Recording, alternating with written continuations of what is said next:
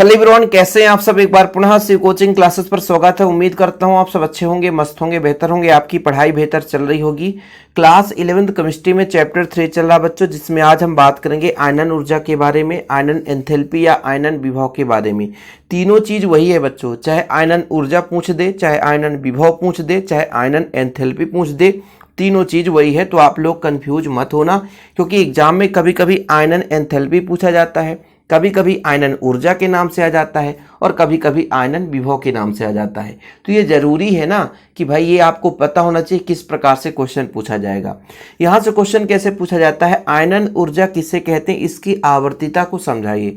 आवर्तिता मतलब आवर्त में किस प्रकार से इसका परिवर्तन होता है और वर्ग में किस प्रकार से इसका परिवर्तन होता है। मतलब आयनन ऊर्जा का जो मान है वो वर्ग में किस प्रकार से बदलाव करता है और आवर्त में एलिमेंट्स में किस प्रकार से परिवर्तन होता है।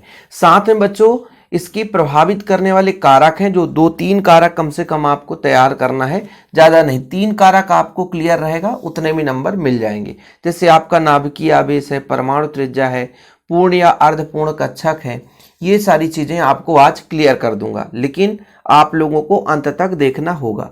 आप लोगों से गुजारिश है कि यदि आप लोग इसका नोट्स चाहते हैं कि हमें प्रॉपर रूप से ऑल चैप्टर के हैंड रिटन नोट्स मिले, तो आप लोग व्हाट्सएप में आप नंबर, मैं अपना पर्सनल नंबर शेयर कर देता हूं बच्चों व्हाट्सएप का, 9685299149 9685299149 ये मेरा पर्सनल नंबर है। इस नंबर पर आप कांटेक्ट करके नोट्स ले सकते हैं। चलिए तो आज का लेक्चर शुरू करते हैं बच्चों। आयनन ऊर्जा है क्या? ऊर्जा का मतलब समझ रहे होगे कि भाई साहब आयनन किसी परमाणु को आयनित करेंगे, तो आयनित कब होगा बच्चों? जब इलेक्ट्रॉन त्यागेगा, तभी तो आयन के रूप में परिवर्तित होगा।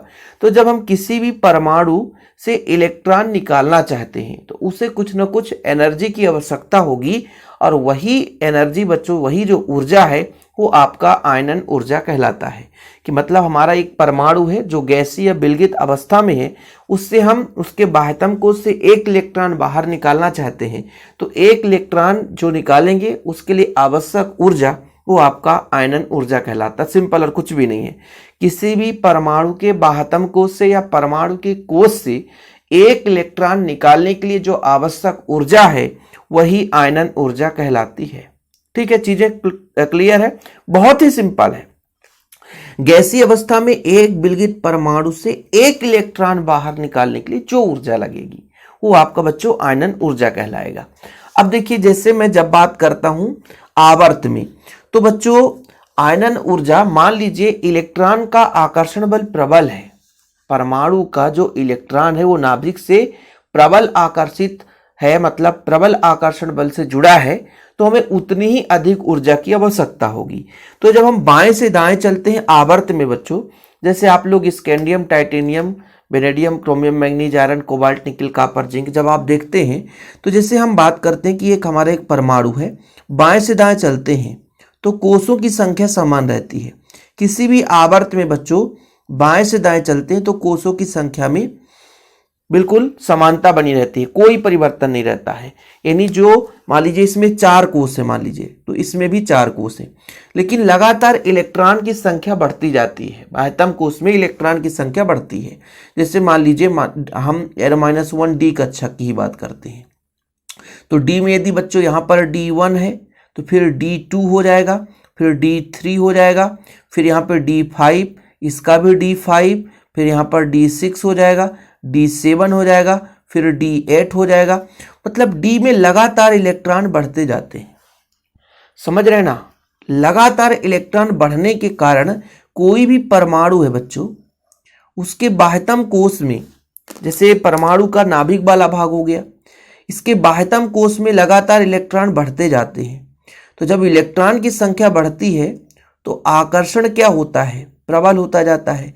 यानी कम इलेक्ट्रॉन है तो कम आकर्षण है, लेकिन जैसे से इलेक्ट्रॉन नाभिकीय आवेश बढ़ा तो इनका आकर्षण बल क्या हो जाता है? प्रबल हो जाता है। जब आकर्षण बल प्रबल हो जाता है बच्चों, नाभिकीय आवेश के बढ़ने से आकर्षण बल प्रबल हो जाता है, जिससे इलेक्ट्रॉन निकालना उतना आसान नहीं होता है। जब इलेक्ट्रॉन निकालना उतना आसान नहीं होता है और हमें इलेक्ट्रॉन निकालना ही है तो अधिक ऊर्जा की आवश्यकता होगी।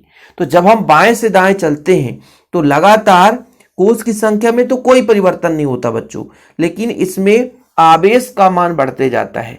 जब नाभिकीय आवेश बढ़ता है, यहाँ प्रोटॉन की संख्या भी वृद्धि होती है और इलेक्ट्रॉन की संख्या भी बढ़ता जाता है। भाई इलेक्ट्रॉन बढ़ेगा तो डेफिनेट है प्रोटॉन की संख्या बढ़ेगी बढ़ेगी। अब आप सबको पता है कि प्रोटॉन भी बढ़ रहा है, इलेक्ट्रॉन भी बढ़ रहा है, तो कहीं ना कहीं आकर्षण बल प्रबल है, तो इलेक्ट्रॉन निकालना उतना ही कठिन हो जाता है। यानी किसी भी आवर्त में जब बाएं से दाएं चलते हैं तो लगातार इलेक्ट्रॉन बढ़ता है बच्चों।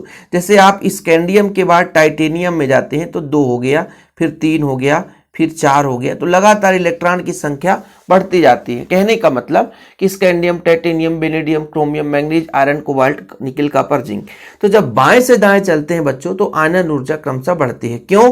क्योंकि आवर्त में बाएं से दाएं जाने पर नाभिकीय आवेश में वृद्धि हो जाती है, परमाणु के आकार में कमी हो जाता है, जिसके कारण से बाह्यतम इलेक्ट्रॉन को निकालना उतना आसान नहीं है, अधिक ऊर्जा की आवश्यकता होती है। सिंपल है, मैंने आपको क्या बताया कि भाई आकर्षण बल, मेन है आकर्षण बल, जब प्रबल होता है तो ये ज्यादा मात्रा में नाभिक के साथ जुड़ जाता है, मतलब उसका लगाव ज्यादा हो जाता है, जिससे इलेक्ट्रॉन निकालना उतना ही कठिन हो जाता है। यानी किसी भी आवर्त में बाएं से दाएं चलते हैं तो आयनन ऊर्जा क्रमशः बढ़ती है।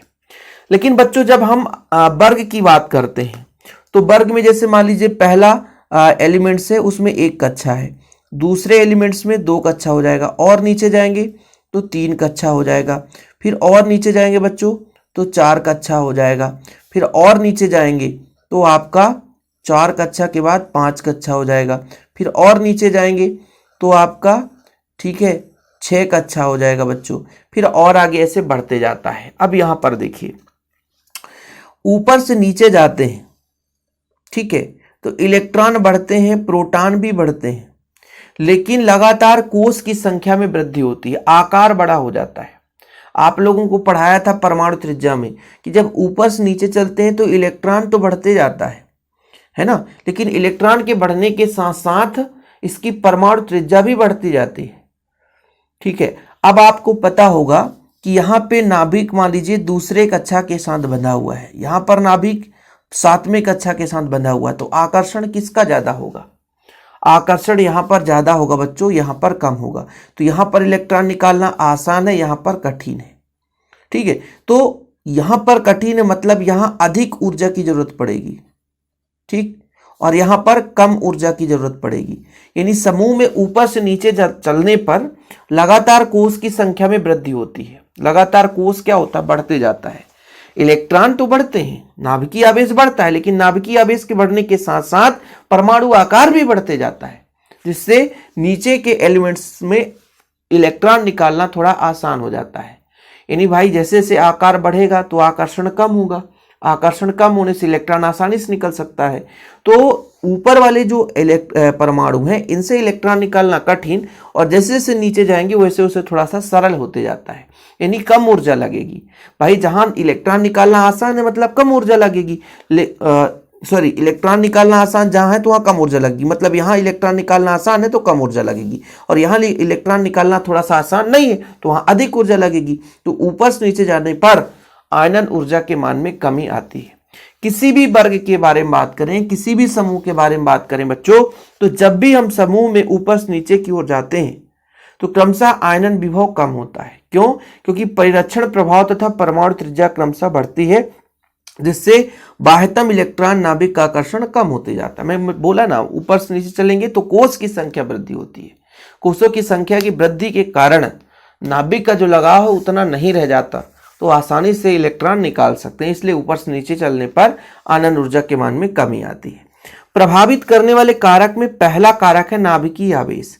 भाई देखो, नाभिकीय आवेश के बढ़ने से नाभिक का आकर्षण बल इलेक्ट्रॉन के प्रति प्रबल हो जाता है, जिसके कारण से आकार में कमी आती है और इलेक्ट्रॉन निकालना कठिन हो जाता है, आयनन ऊर्जा का मान बढ़ जाता है।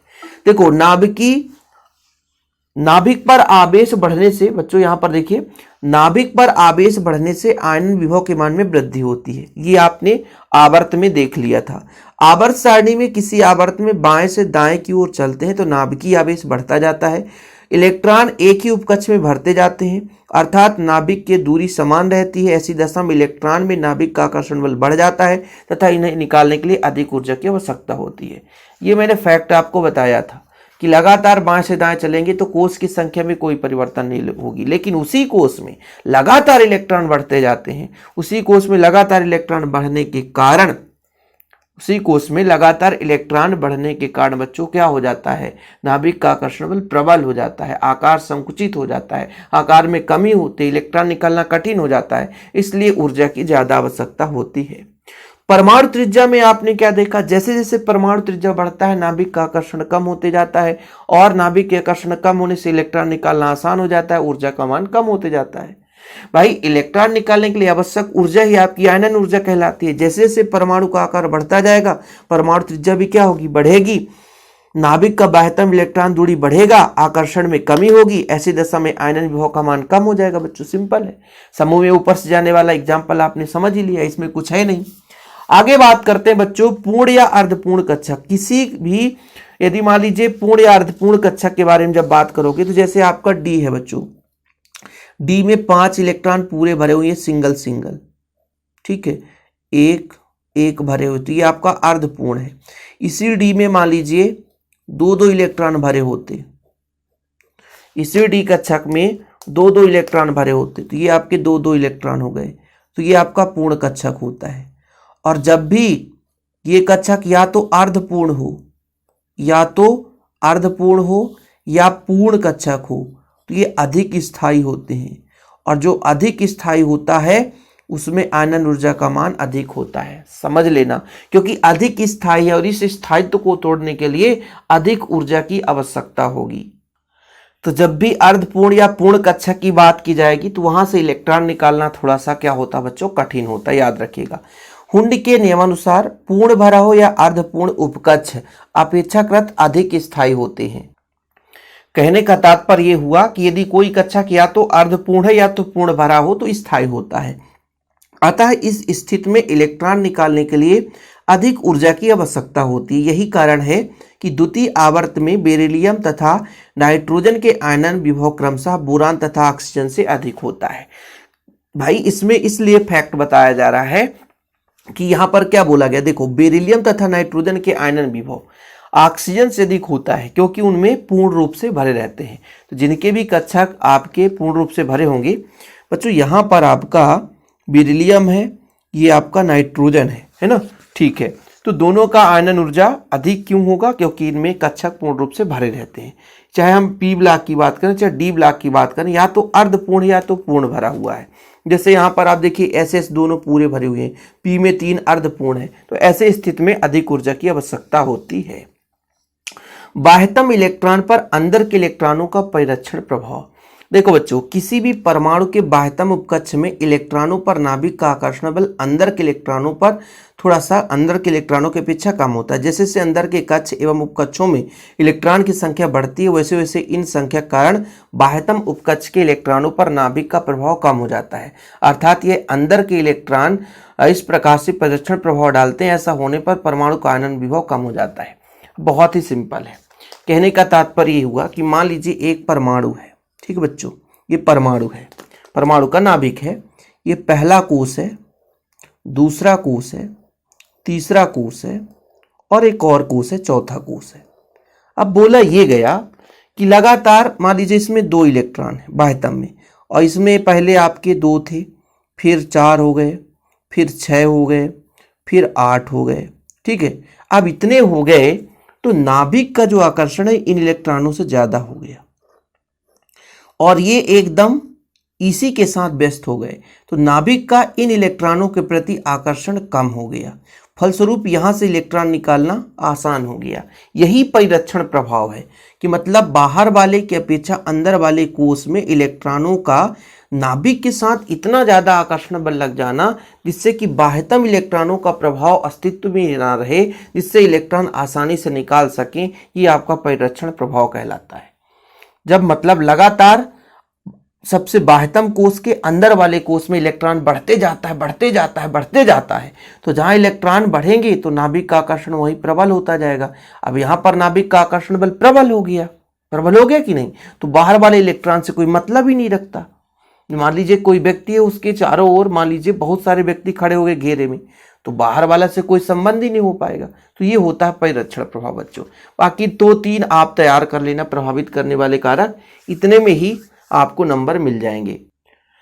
यदि आप लोग चाहोगे तो एक और प्रभाव लिख सकते हो कि भाई साहब इलेक्ट्रॉनों द्वारा बने आवेश मेघ बाह्यतम इलेक्ट्रॉनों का प्रभाव, लेकिन ये आपको थोड़ा समझ में आएगा नहीं, इसलिए भाई उतना ही आप दिमाग लगाओ जितना आपकी समझ में आ जाए, है ना। ये आप चीज़ मैं आपको समझा दी, अपनी भाषा में भी आप लिख सकते हो, नंबर बराबर मिलेंगे। बाकी नोट्स के लिए तो कॉन्टैक्ट नंबर दे ही देता हूँ स्टार्टिंग में ही, 96 85 29 91 49। बच्चों एक प्रॉपर नोट्स की जरूरत होती है पढ़ाई के लिए, इसलिए आप लोग नोट्स ले लें और प्रॉपर रूप से तैयारी करें।